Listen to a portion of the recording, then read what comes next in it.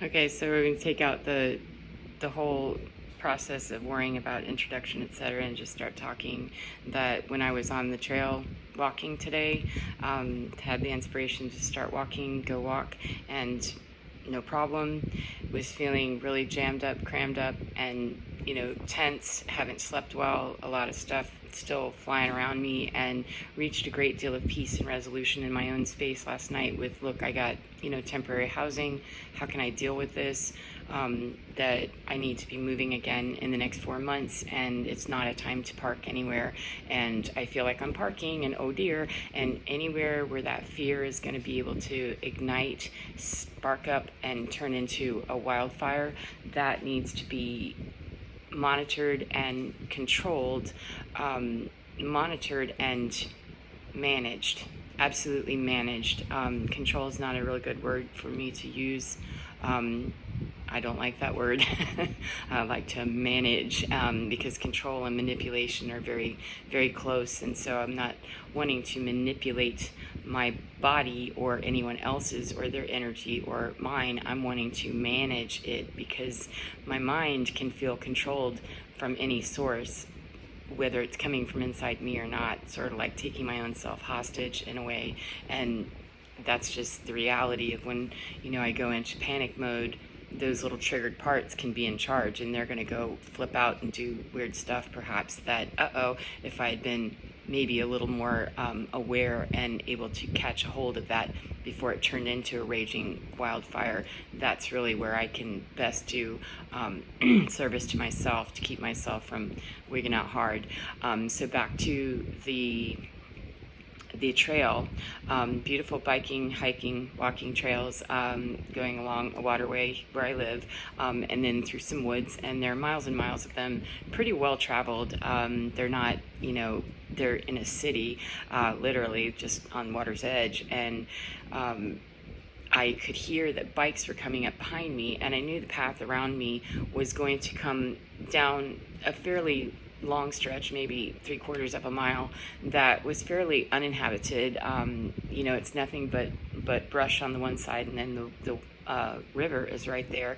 And then, there's some butterfly gardens here and there. However, a large portion of it, if you don't meet a person right on the path, then the pathway there is nobody there for that long stretch until you reach the next open space where picnic benches and what have you are. So it doesn't necessarily trigger me every time I walk there. It's just that I'm aware of my surroundings, of what am I getting ready to walk into, and where might there be potential danger. And the old me, triggered everywhere I went, with PTSD, would be hard into the disaster drill already, prepped out for 50 disasters and possibilities. And fortunately, I don't live at that level anymore. However, I do stay very much aware of my environment, and I set myself up for success by not, going out at nighttime or, things like that. And so when I was walking, I already knew I was going to be going around a bend where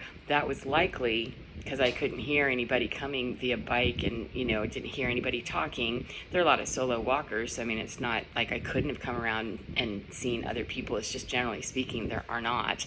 And I was looking at that little bend in the trail and hearing bikes come up behind me. And generally, when people are coming up behind me, I scoot off to one side or the other, and they will ring their bell or say, clear right or whatever, and nothing was said. I just kind of moved out of the way, and my heart rate started going up a little bit, and I thought, that's weird. And I said, but I don't want to, turn around just yet. I don't know why. So just wait a minute and turn around in a second. And so actually now, thank you for that I wanted to make sure I had stable footing before I kind of turned around and looked. And as I turned around, there were two young men going by, very very quiet, whisper quiet. I was surprised I heard them. I didn't hear them too far before they actually went by me, because that's how quiet their bikes were. But they were two men, and generally people speak good morning, whatever, we don't sit down and have coffee on the trail, but people usually say good morning, and they weren't speaking.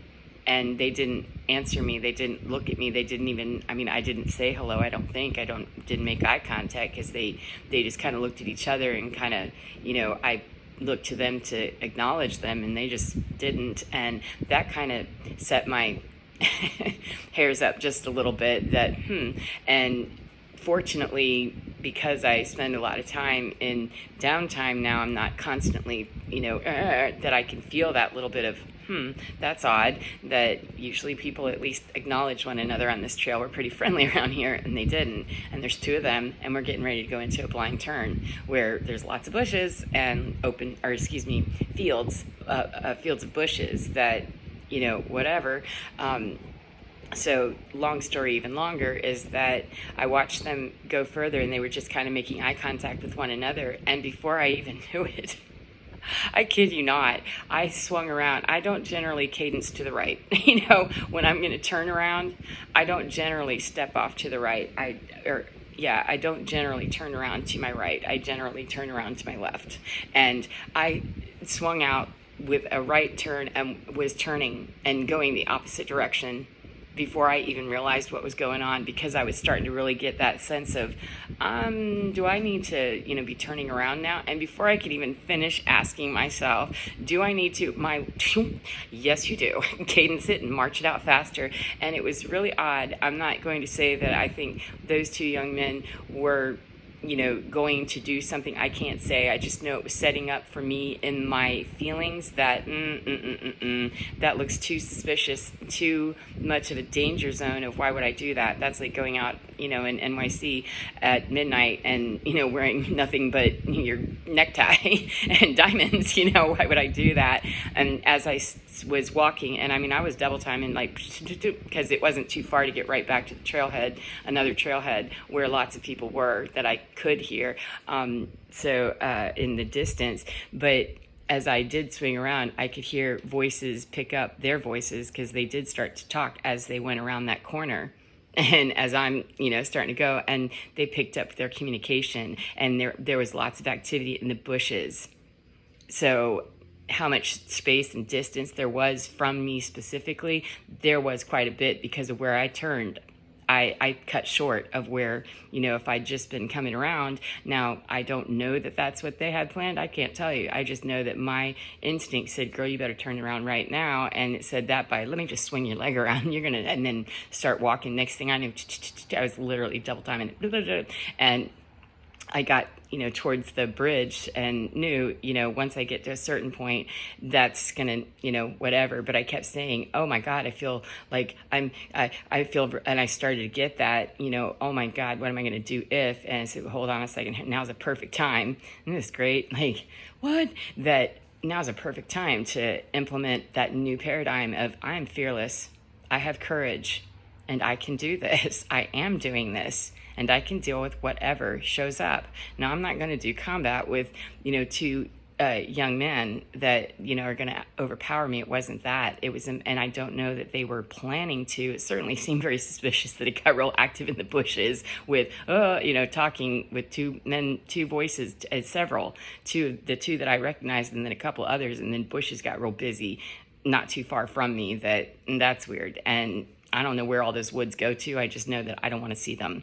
I don't want to see the woods off the trail for any reason, not being dragged by a human or a bear or anything else. So what I'm saying, though, is that in that moment, I knew I was going to clear and get to, the next spot of safety. And that was dropping in of go ahead and claim this moment, because it's going to reprogram some PTSD from past that just was dogpiled on with others throughout the years. That PTSD for me is just kind of a big collection sometimes of, I just feel really triggered by sounds, can be really bothersome with autism as well as PTSD. I have sound recall that can be very triggering to me, and it can sound like, pencils are stabbing my ears and stuff. And so when I could hear voices, when I could hear activity, when I could hear, weird sounds, it was starting to get, and then, and my body's moving before I really fully know what's going on. It was like, and divinity was dropping right in and saying, don't worry, sweetheart, because you can see right there that you're getting ready to get to your next safety point. and getting a nice little chill, thank you, that you're reaching your next safety point right there, because there's a fence right there. So you've reached a mile marker right there where you're going to be good.